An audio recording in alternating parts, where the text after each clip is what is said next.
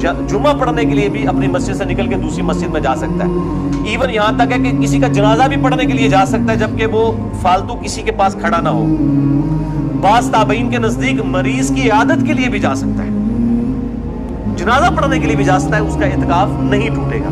تو الحمدللہ دین کے اندر آسانی ہے, ایسا نہیں ہے کہ وہ خام خواہ ایک چیزیں مشہور کر دی ہوئی ہیں اور یہ خام خواہ لوگوں نے معاملات کو بگاڑ دیا ہے. 8ویں حدیث بھی بخاری اور مسلم دونوں میں ہے اور یہ مشکات میں نہیں ہے. بخاری میں اس کا نمبر ہے 2035, مسلم میں 5680. یہ بہت کریٹیکل حدیث ہے, میں نے اگلے دن بیان بھی کی تھی اپنے ای میلز کے حوالے سے بھی. سیدہ صفیہ بنت حیی بن اخطب رضی اللہ تعالی عنہا وسلام اللہ علیہا حضور کی بیوی تھی. یہ اعتکاف کی حالت میں حضور کو ملنے کے لیے آئی. آپ صلی اللہ علیہ وآلہ وسلم اعتکاف بیٹھے ہوئے تھے, رات کے وقت میں مسلم شریف کے الفاظ ہے کہ ملنے کے لیے آئیں. اب رات آج کل کی رات نہیں تھی کہ اسٹریٹ لائٹس ہیں, بالکل گھپ اندھیرا ہے. آپ صلی اللہ علیہ وسلم کافی دیر تک ان کے ساتھ باتیں کرتے رہے. پھر آپ صلی اللہ علیہ وسلم ان کے ساتھ بڑی دور چلے گئے ان کو گھر چھوڑنے کے لیے. واپسی پہ آپ نے دیکھا کہ 2 انصاری اصحاب کھڑے ہیں جو آپس میں گفتگو کر رہے ہیں. آپ صلی اللہ علیہ وآلہ وسلم نے ان کو اپنی طرف متوجہ کیا اور آپ صلی اللہ علیہ وسلم نے فرمایا کسی سوچ کی ضرورت نہیں ہے, یہ میری بیوی صفیہ تھی جو مجھ سے ملنے آئی تھی. آپ نے اپنی کلیریفیکیشن دی. یہاں پہ کہتے ہیں حکمران کلیریفیکیشن نہیں دے سکتا عوام کو, مولوی اپنے فالوورز کو نہیں کلیریفیکیشن دے سکتا. حضرت صاحب نے فرما دیا, بس جو کچھ کر دیا. حضرت صاحب تو غلط ہو ہی نہیں سکتے. نبی علیہ السلام اپنی کلیریفیکیشن اصحاب کو دے رہے ہیں اور کہہ رہے ہیں کہ کسی کو سوچنے کی ضرورت نہیں ہے, میری بیوی صفیہ تھی جس کو میں چھوڑنے کے لیے گھر تک گیا تھا. تو صحابہ کرام نے کہا سبحان اللہ یا رسول اللہ. یہ یعنی ایک کلمہ جو ہے وہ حیرانگی کا بولا جاتا تھا. اللہ پاک ہے, ہم آپ کے بارے میں کب ایسا گمان کر سکتے ہیں. تو آپ صلی اللہ علیہ وآلہ وسلم نے فرمایا بے شک شیطان خون کی طرح بدن میں دوڑتا ہے, مجھے خطرہ ہوا کہ تمہیں بدگمانی میں نہ ڈال دے.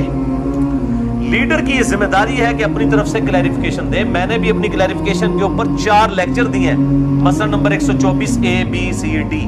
اس وقت کئی لوگ کہہ رہے تھے کیا ضرورت ہے بھئی, یہ سنت ہے اپنی کلیریفیکیشن دینا. پھر ہر نٹی کٹی کی نہیں دینی ہوتی, موٹی موٹی کلیریفیکیشن دے دی جائے تو صورتحال بالکل کلیئر ہو جاتی ہے کہ کیا حق ہے اور کیا باطل ہے. 9ویں حدیث سنن ابن ماجہ میں ہے, مشکات میں 2107. نبی صلی اللہ علیہ وآلہ وسلم جب اعتکاف فرماتے تو توبہ کے ستون کے پیچھے آپ علیہ السلام کے لیے بستر بچھا دیا جاتا یا چارپائی لگا دی جاتی. یہ توبہ کا ستون آج بھی مسجد نبی میں موجود ہے جسے اسطوانۃ التوبہ کہتے ہیں. ایک صحابی نے اپنے آپ کو مسجد نبی کے ستون کے ساتھ باندھ لیا تھا پروٹیسٹ کرتے ہوئے کہ جب تک میری توبہ قبول نہیں ہوگی اللہ تعالیٰ وحی کے ذریعے نبی علیہ السلام کو نہیں بتائے گا. تو میں نے تو یہ یہاں پہ دھرنا دیا ہوا ہے اور پھر اللہ تعالیٰ کی طرف سے وحی نازل ہوئی. وہ آج بھی ستون التوبہ کے نام سے مشہور ہے. مسجد نبی کے کچھ ستون آپ کو علیحدہ سے جو سبز جالیاں ہیں ان کی طرف نظر آئیں گے. ایک تو سنہری جالیاں ہیں وہ قبلہ رخ کی طرف ہے, ایک لیفٹ کے اوپر جو ہے وہ آپ قبلے کی طرف آپ کا چہرہ ہو تو محراب جو نبی صلی اللہ علیہ وسلم کا محراب ہوا کرتا تھا وہ اب تو انہوں نے بیچ میں لیا ہوا ہے, مسجد میں 4-5 صفحے آگے شفٹ ہو چکے ہیں بلکہ اس سے بھی زیادہ. لیفٹ سائڈ کے اوپر جو ہے گرین کلر کی جالیاں ہیں ان کے پاس آپ کو علیحدہ سے جو ہے وہ ستون عائشہ بھی نظر آ جائے گا, ستون التوبہ بھی نظر آ جائے گا, مختلف ستون. تو وہاں پر آپ صلی اللہ علیہ وسلم کے لیے بستر بچھایا جاتا یا چارپائی لگائی جاتی. اس سے یہ بھی بات پتہ چلی کہ مسجد میں اعتکاف والا چارپائی بھی لگا سکتے ہیں. بعض لوگ ہیں جن کو کمر کا ایشو ہوتا ہے, اب یہ اگر وہ بیچارے اپنی چارپائی اٹھا کے مسجد میں لے جائیں تو ہو سکتا ہے یہاں تو علماء اس کو بڑا معیوب سمجھے, شاید اس کو نکال ہی دیں کہ مسجد ہے کہ تو اتنے کے بیڈ لا لے اپنا آ کے, ہو سکتا ہے. تو یہ سنت ہے, چارپائی بھی لگائی جا سکتی ہے مسجد کے اندر, لیکن یہ نہیں ہے 500-600 بندہ اعتکاف بیٹھا ہے اور سب چارپائیاں اٹھا کے آ جائیں, نمازی سے پھر باہر ہو جائیں گے. یہ دیکھا جائے گا کہ مسجد کی اپنی صورتحال کیا ہے.